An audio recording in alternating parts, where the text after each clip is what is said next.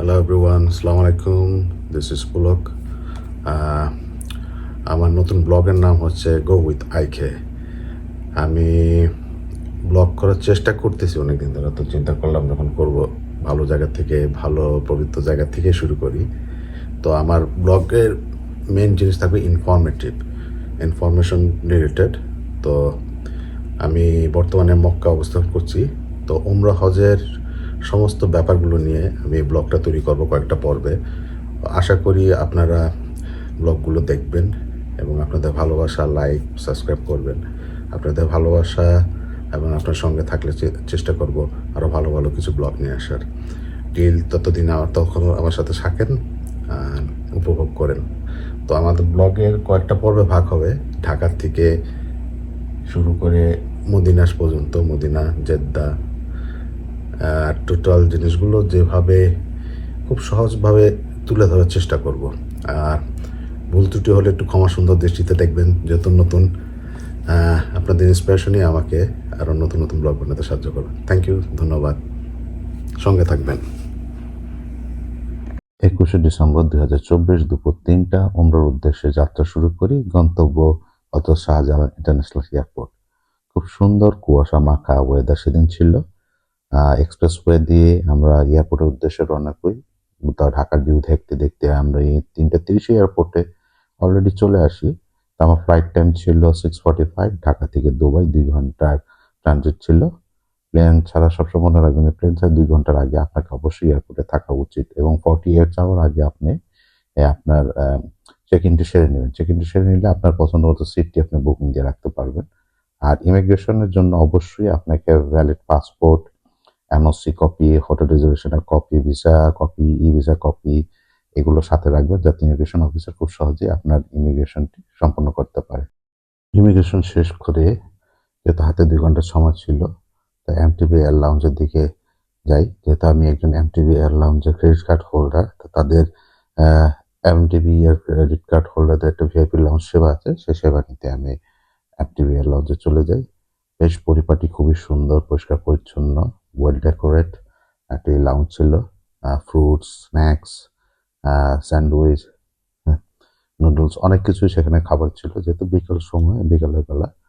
তো আমার সাথে আমার 2 বাল্যকালের বন্ধু ছিল, অস্ট্রেলিয়ার প্রবাসী লিখন এবং অনি, দুজনে আমার বাল্যকালের বন্ধু। কোনো যাত্রার জন্য আপনার যদি বাল্যকালের বন্ধু এবং ক্লোজ বন্ধু থাকে, সেই যাত্রাটা আসলে আরো মধুময় হয়ে ওঠে আর কি। আমার জন্য আমি very lucky on that side. তো যাই হোক, আমরা গল্প টল্প করতে করতে স্ন্যাক্স নিলাম কিছু, যেহেতু হাতে সময় আছে। সেখানে বসে লাউঞ্জে বসে আমরা সেই স্ন্যাক্সগুলো উপভোগ করতেছিলাম, এবং বিপিএল খেলা চলছিল, সেই বিপিএল খেলাগুলো দেখতেছিলাম। এর সাথে তো টিভি মনিটর সেখানে ছিল আপনার ফ্লাইট টাইম দেখার জন্য। আর স্টাফরা very very very very very good. স্টাফদের সার্ভিস খুবই ভালো ছিল। আপনি ইচ্ছা করলে সেখানকার সবকিছুই খুবই ভালো ছিল আর কি, এক কথা বলতে যা আর কি। আপনি ইচ্ছা করলে সেখানে এহরাম পড়তে পারেন। সেখানে নামাজের ব্যবস্থা আছে, টয়লেটের তো ব্যবস্থা আছে। তো আমি এখান থেকে এহরাম পড়ে, যেহেতু আমার 2 ঘন্টা ট্রানজিট দুবাই, তো দুবাইতে গিয়ে আমি এহরাম পড়বো। তো কথা বলতে বলতে অলমোস্ট সন্ধ্যা হয়ে আসছিল, আমাদের ডিপার্চারের টাইম হয়ে আসছিল। খাবার দাবার শেষ করে আমরা একটু গল্প গুজব সেরে, তো ডিপার্চারের উদ্দেশ্যে অল্প কিছুক্ষণের মধ্যে আমরা রওনা দিই 3 বন্ধু মিলে। তো কথা বলতে বলতে ডিপার্চার টাইম হয়ে যায়, আমরা প্লেনের উদ্দেশ্যে রওনা দিই। তো ইনশাল্লাহ আমরা প্লেনে অল্প কিছুর মধ্যে প্লেনও চলে আসি। তো প্লেনে আসলে এমিরেটস এয়ারলাইন্স সম্পর্কে আসলে বলার কিছু নাই, world of the good international airlines in world. তাদের সার্ভিস এবং ডেকোরেশন সবকিছুই খুবই ভালো, তা বলার অপেক্ষা রাখে না। তো আমরা 3 বন্ধু যেহেতু 48 আওয়ার আগে চেক ইন করেছিলাম, তো 3 বন্ধু একসাথে সিটগুলো পেয়েছিলাম। আমি উইন্ডো সিটটি নিই, সবসময় উইন্ডো সিট প্রেফার করি। তো বন্ধুরা কথা বলতে বলতে, একটু হাসি তামাশা করতে করতে প্লেন ছাড়ার সময় হয়ে যায়। আর অলমোস্ট সন্ধ্যা হয়ে গেছিল সে সময়। তো প্লেন ঢাকার থেকে দুবাইয়ের উদ্দেশ্যে রানওয়েতে উঠে যায়। তো যেহেতু সন্ধ্যাবেলা, লাল নীল বাতির রানওয়ে, খুব সুন্দর একটি দৃশ্য দেখতে। আর আমি উইন্ডো সিট থেকে বসতে সবসময় প্রেফার করি। তো উইন্ডো সিট থেকে বসে যে আকাশে যখন প্লেন উড়াল দেয় শঙ্খচিলের মতন, সেই দৃশ্যগুলো দেখতে আসলে খুবই মনোমুগ্ধকর। আমার কাছে তো খুবই ভালো লাগে। তো বলতে না বলতে প্লেন আকাশ উড়াল দিয়ে দেয়। তো খুব সুন্দর একটা দৃশ্য দেখা যাচ্ছিল ঢাকার আকাশে প্লেন থেকে নিচের দিকে। থেকে ঢাকার আকাশটা দেখতে খুবই সুন্দর লাগছিল, মনোমুগ্ধকর।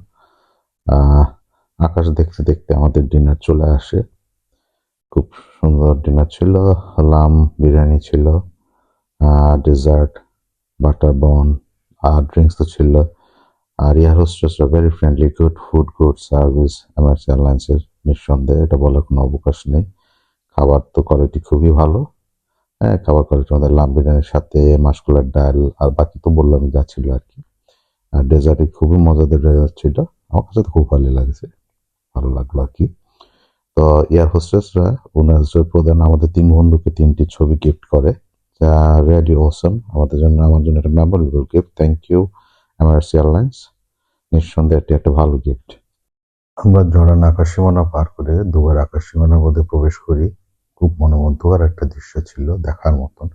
আচ্ছা, যাই হোক, উমরা করতে হলে অবশ্যই আপনাকে 4টি অ্যাপ ডাউনলোড করতে হবে। সেটা হচ্ছে Nusuk, Saudi bio, visa bio, HR train এবং বুকিং.com।